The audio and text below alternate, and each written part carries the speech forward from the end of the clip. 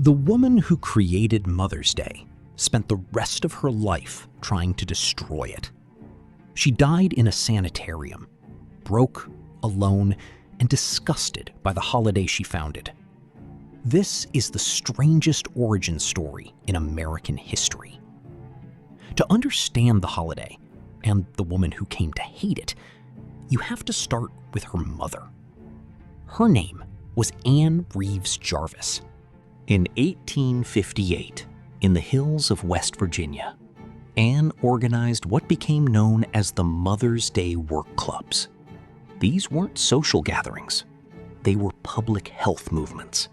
She taught women how to inspect milk, fight infant mortality, and improve sanitation in towns where children died young and often. When the Civil War tore the country apart, Anne ordered her clubs to care for wounded soldiers, Union and Confederate alike. She refused to let politics decide who deserved compassion.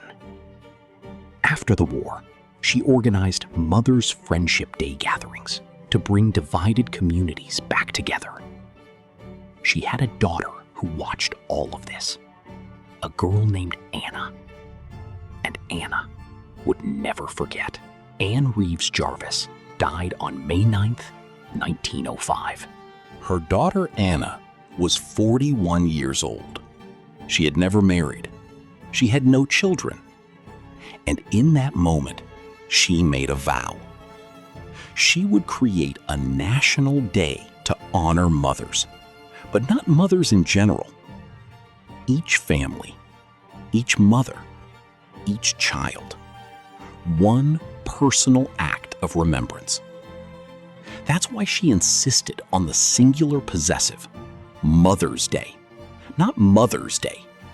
It was meant to be intimate, yours alone. She launched a relentless campaign of letter writing. Ministers, politicians, businessmen, civic leaders, newspaper editors. She contacted thousands of people across the country. She had no money, no platform, no movement behind her. What she had was obsession. May 10th, 1908, Andrews Methodist Episcopal Church, Grafton, West Virginia. Anna sent 500 white carnations to the service, her mother's favorite flower. White, she said, symbolized the purity, faithfulness, and unselfish love of mothers. The service struck a nerve. Within months, churches across America were holding their own Mother's Day services. Newspapers ran stories. State legislatures passed proclamations. The movement spread faster than Anna could track it.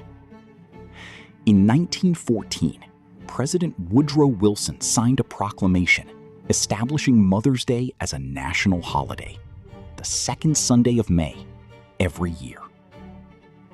Anna Jarvis had done the impossible.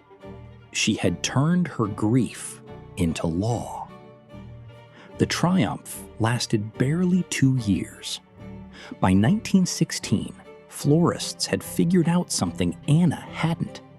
The white carnation was a perfect product. It was symbolic. It was emotional. It had a fixed annual sales window.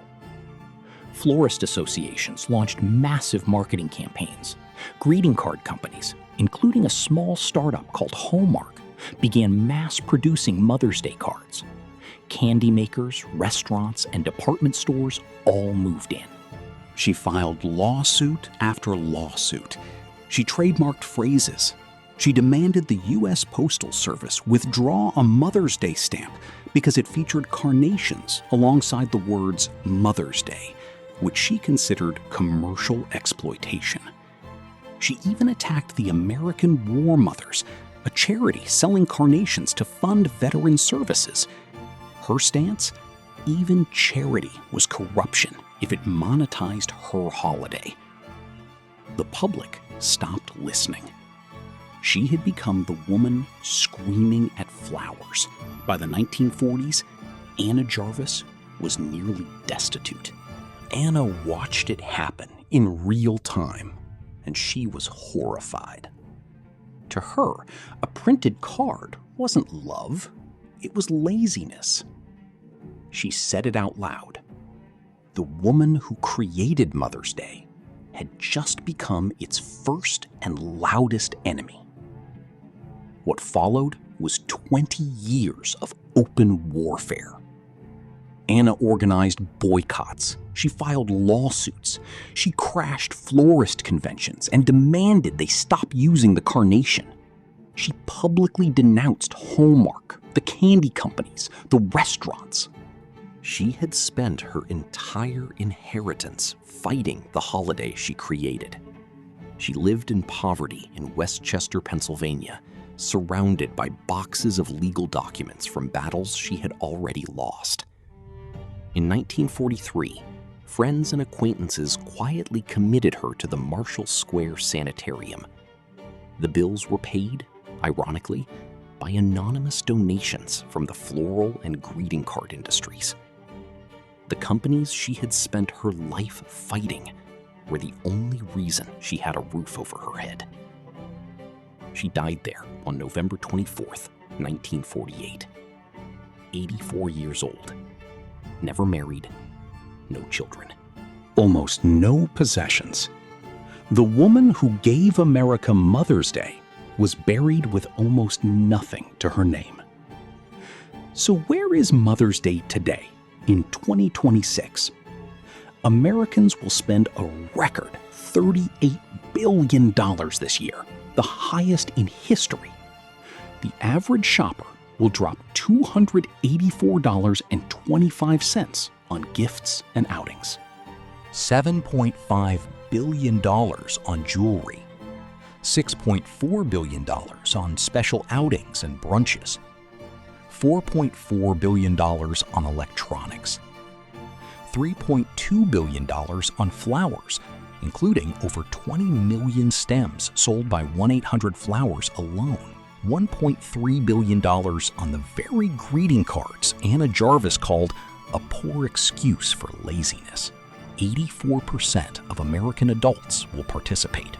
The white carnation she chose to symbolize her mother is now sold by the millions in prearranged bouquets at grocery store checkouts. But here's the part that's harder to admit. Some people still write the letters. Some people still mean the words. Some people still see their mother and think for one quiet moment about everything she actually gave them. That part, Anna Jarvis got right. The emotion is real. It always was. She just couldn't accept that the same emotion that made the holiday meaningful was the same emotion that made it sellable. The woman who invented Mother's Day died believing she had failed. She hadn't. The holiday she created is the most successful retail event in spring. It's also the only day of the year when millions of people pause, even briefly, to acknowledge the woman who raised them. Both things are true. That's the strange, sad, complicated truth of Mother's Day. If this is your first time on the channel, we tell the real stories behind the holidays you think you already know. New video every week. Thanks for watching.